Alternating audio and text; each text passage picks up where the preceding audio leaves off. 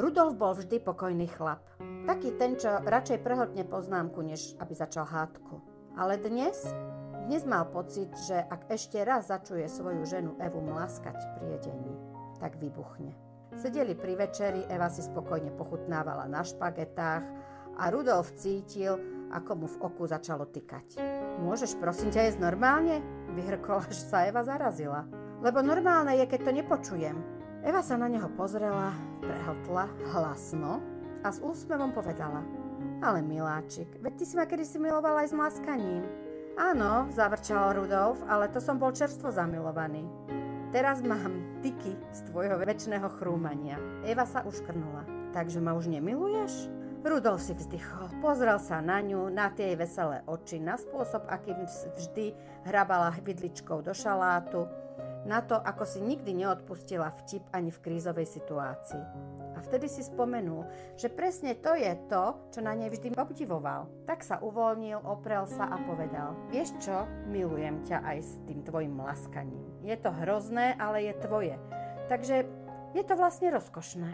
Eva sa zasmiala, hlasno zachrúmala šalát a natiahla sa, aby mu dala pusu. Rudolf si pomyslel, že niektoré vojny sa oplatí prehrať. A práve tento koncept budeme dnes preberať v našej druhej epizóde. Dr. John Gottman vo svojom Dome zdravého vzťahu, ktorý sme si predstavili v prvej epizóde, hovorí o druhom stupni tohto modelu, fondness and admiration, čo môžeme v slovenčine vyjadriť ako náklonnosť a úctu alebo láskavosť a obdiv. Dnes sa budeme rozprávať o tom, ako si partneri môžu vedome pestovať tieto pocity aj po rokoch vzťahu, keď je často jednoduchšie všímať si to, čo nám vadí, než to, čo si na druhom vážime.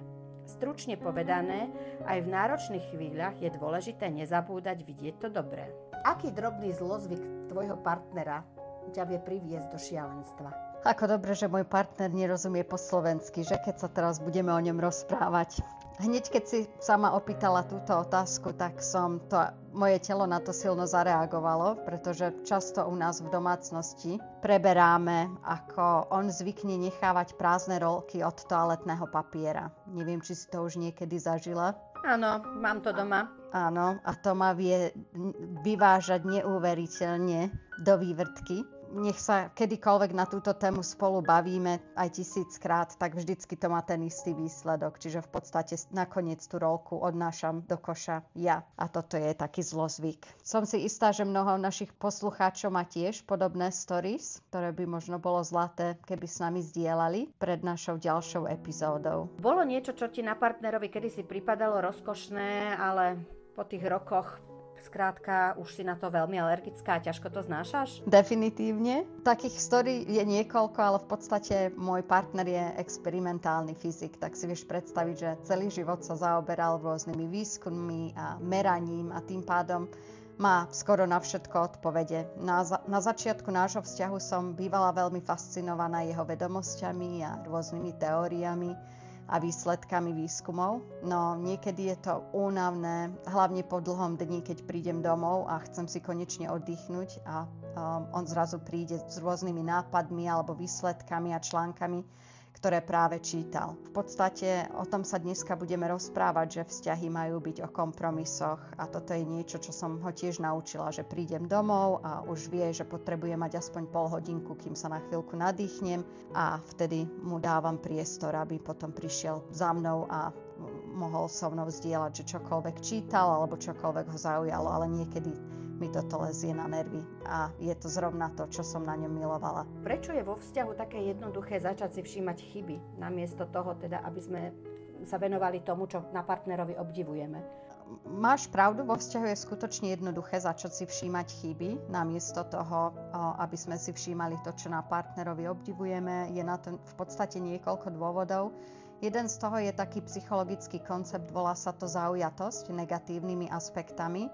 A to je, že ľudia majú vo všeobecnosti tendenciu sa sústrediť hlavne na negatívne veci v živote, pretože je to psychologicky výraznejšie a tento jav je známy aj ako negativita bias. Znamená to, že si pamätáme a vnímame negatívne správanie alebo vlastnosti partnera silnejšie ako to pozitívne. Ono v podstate to pochádza z toho, že keď sme sa vyvíjali z tej evolucionárnej stránky, tak v podstate náš mozog je oveľa viac senzitívny na rôzne podnety, keď je niečo negatívne, alebo keby sme mohli byť v nebezpečí a ako keby nám to automaticky dávalo také červené svetla, red flags, áno, aby sme si dávali pozor a boli naozaj v strehu, aby sme sa vyhýbali takýmto situáciám.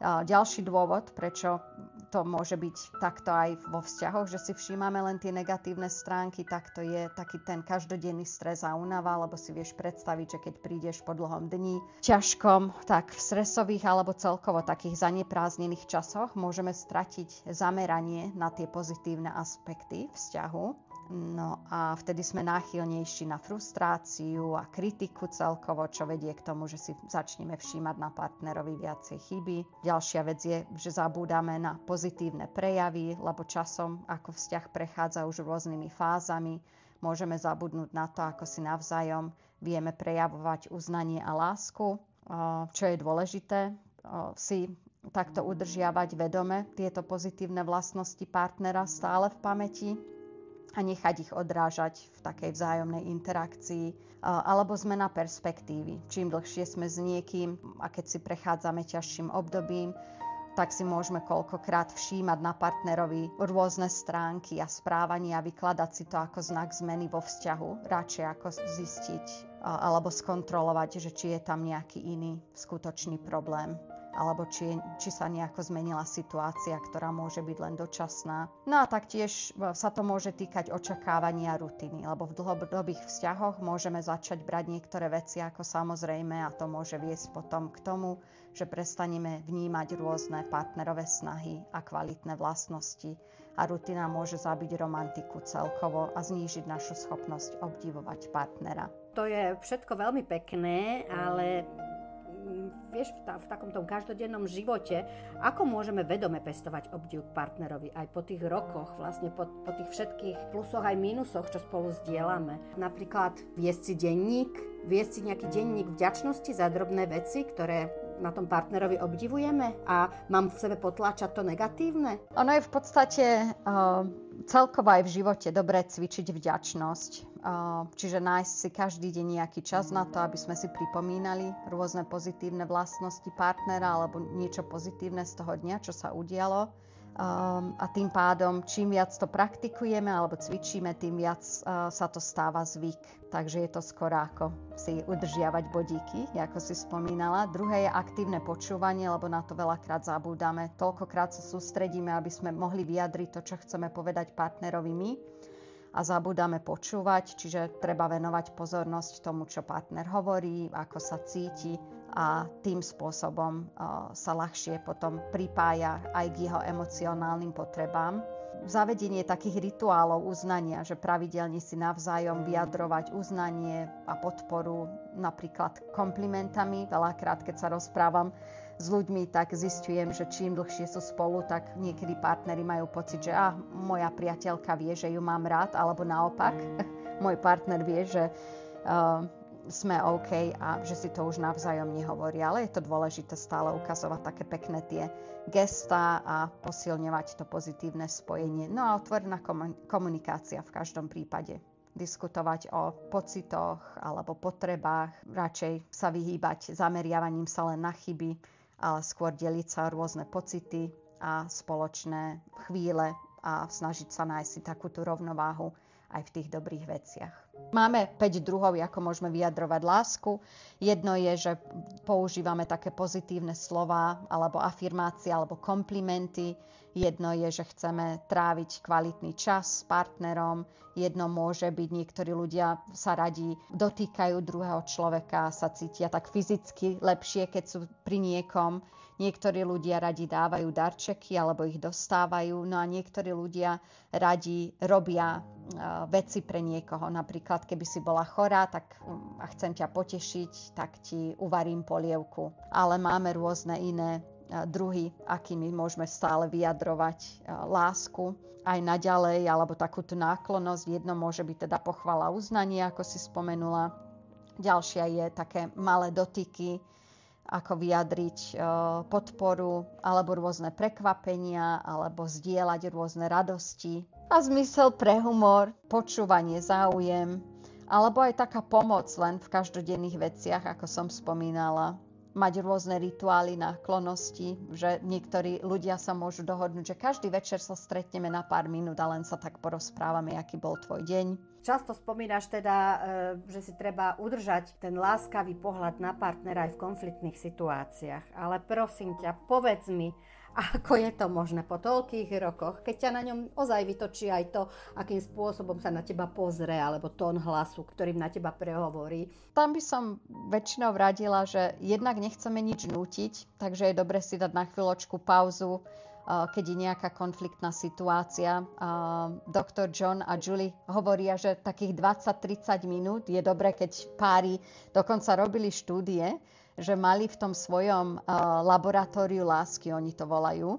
To majú laboratórium, kde majú páry a oni ich v podstate pozorujú a tí ľudia majú rôzne elektródy na sebe, kde im v podstate merajú tlkot srdiečka, čiže aký majú puls, ako dýchajú, potné žľazy, koľko sa potia, gestikuláciu tvára a tak ďalej. Čiže takéto rôzne fyziologické aktivity. No a zistili, že keď sa takto partneri pohádali a všímali si negatívne veci, tak im skúšali len tak zadať takú úlohu, že čo keď ich od seba oddelíme na 20 až 30 minút a dali im do ruky noviny, aby si čítali, aby na chvíľku zabudli na ten konflikt. Zistili, že keď tí partneri sa v podstate nezaoberali tou problematikou, alebo to, čo im práve vtedy prinieslo konflikt, nejakú konfliktnú situáciu, tak po 30 minútach, keď sa opäť stretli a boli ukludnení, lebo to je dostatok času na nervový systém, tak vtedy mohli opäť komunikovať.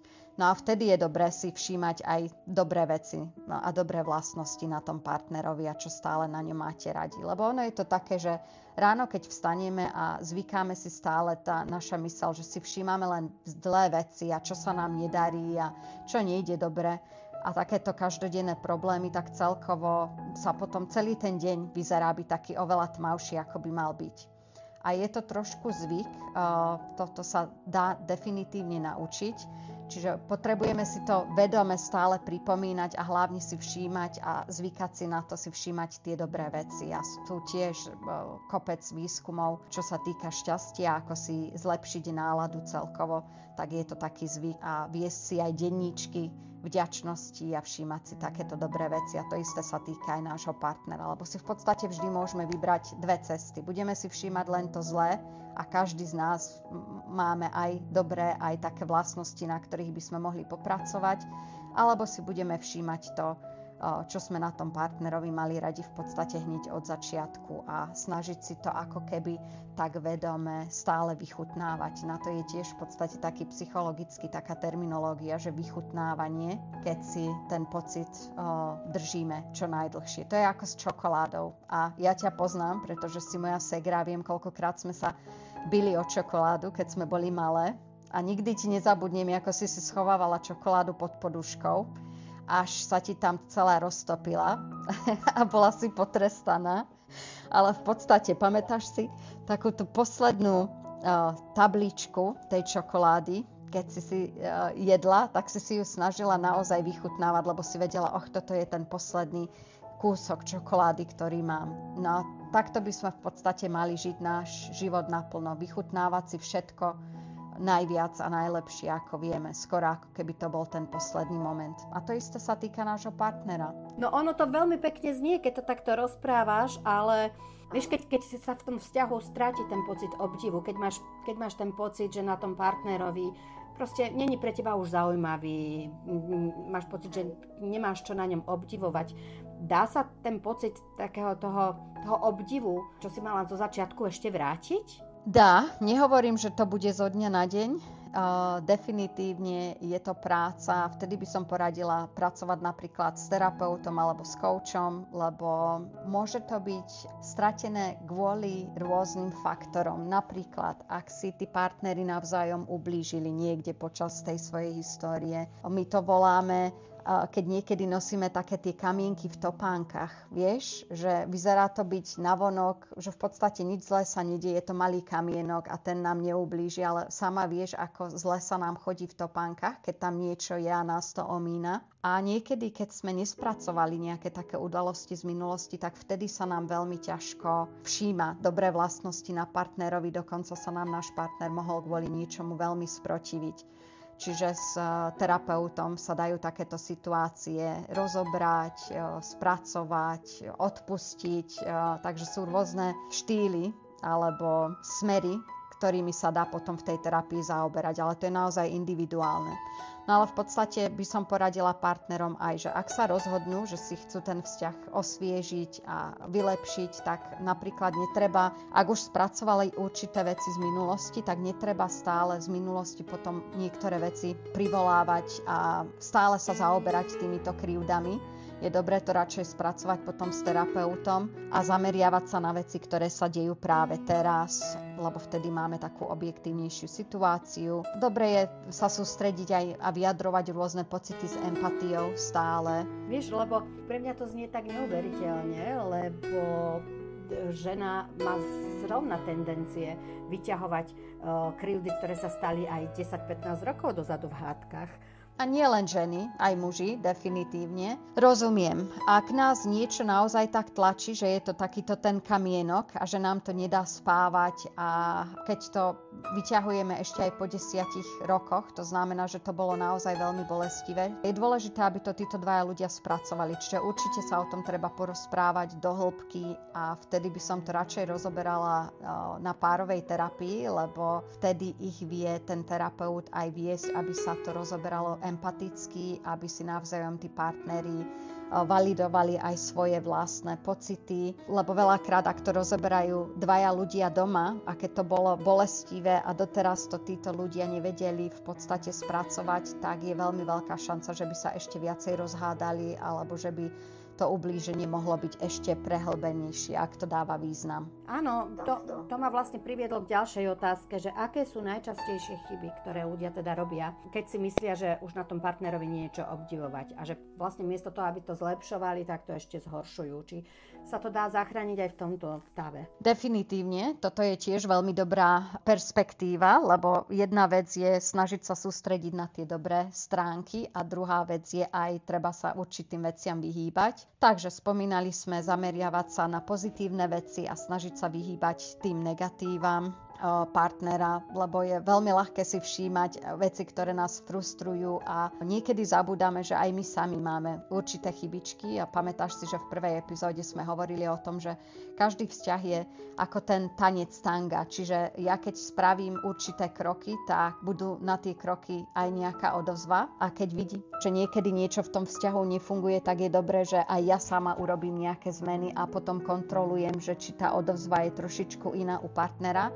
Druhá vec je, že je treba o všetkých veciach otvorene rozprávať, lebo mnoho ľudí sa vyhýba určitým konverzáciám a keď sa niektoré veci nerozprávajú, tak my v podstate vieme komunikovať veľmi aj navonok, aj keď to není cez slova, ale možno, že sme potom agresívnejší alebo menej tolerantnejší, alebo môžeme niekedy predpokladať, že my vieme, že náš partner vie, že ho máme radi a že mu to nepotrebujeme hovoriť alebo vyjadrovať naše pocity a tak ďalej. Môžeme byť prekvapení, že niekedy zas náš partner práve naopak si môže mysleť niečo iné, takže treba o takýchto veciach otvorene komunikovať. Možno je dobre niekedy zmeniť aj takú rutinu v tom vzťahu a pomeniť veci, aby to malo vždycky taký pocit, že veci sú trošku nové a že tí partneri majú aj hľadajú také nejaké nové zážitky a spoločné aktivity, lebo je veľmi ľahké sa odcudziť počas vzťahu, že veľakrát si všímam, keď mám v poradni ľudí, ktorí sú možno 20 rokov spolu a potom zistím, že posledných 10 rokov obaja chodia von len so svojimi kamarátmi, každý so svojou skupinkou a že v podstate strácajú ako keby už nadhľad nad tým, že kto ten ich partner je. a nemajú veľa spoločných zážitkov už ani. Takže je dobré trošičku meniť veci, aby neboli rutinou a mať stále dobré zážitky a robiť nejaké aktivity spolu a mať samozrejme aj nejaké zážitky a aktivity o samote so svojimi kamarátmi, to je tiež dobrý balans. Dobre je neporovnávať sa aj s inými ľuďmi. Niekedy mám poradní partnerov, ktorí sa porovnávajú so susedmi a s kdekým a veľakrát zistíme nakoniec, že žiaden vzťah nie je dokonalý. Čiže to je dôležité pre našich poslucháčov vedieť, že nech sú ľudia koľkokoľvek rokov spolu, tak žiaden vzťah nie je dokonalý a každý vzťah je trošičku o takej práci medzi tými dvoma ľuďmi a treba si byť vedomý, že čokoľvek robíme v tom vzťahu, tak má niekde odozvu alebo nejaké konsekvencie. A je dobre robiť pekné gesta, lebo veľakrát ľudia vedia zabúdať na také gesta. Netreba kupovať kvety napríklad na narodeniny a ja neviem, ku dňu matiek, ale je to také zlaté gesto niekedy prekvapiť partnera aj úplne vo všedný deň, lebo každý deň by mal byť v podstate zvláštny a zaujímavý. A taktiež, čo by som chcela spomenúť je, že niekedy nemáme dostatok sebareflexie. Stáva sa aj také, že prídu manželia napríklad do poradne a niekedy buď manžel alebo manželka povedia OK, tak sme tu, urob niečo s mojím manželom. A že ten druhý partner si myslí, že je úplne v poriadku a perfektný a treba, aby ten druhý len popracoval. Takže určite je dobre sa pozrieť v prvom rade každý sám na seba. No amen, sestra. Povedala si to úplne vyčerpávajúco. Ani neviem, čo by som k tomu ešte dodala. Aj som chcela sem tam vstúpiť, ale nechcela som ťa prerušovať, lebo bolo to také pekné. Máš pravdu. Ako bolo by nám na svete oveľa krajšie, keby sme všetci začínali od seba a pracovali hlavne na sebe. Buďme na seba dobrí a buďme dobrí aj k iným ľuďom, že? Povedz mi, Kati, čomu sa povenujeme na budúce. Takže v našej 3. epizóde sa budeme venovať niečomu, čo je nazvané Turning towards instead of away, čiže obraciať sa k partnerovi namiesto od neho. Tak je to tiež veľmi pekný koncept a je to v podstate 3. políčko v tom dome zdravého vzťahu. No tak tešíme sa na budúce a aj na vaše príbehy a postrehy z vašich životov.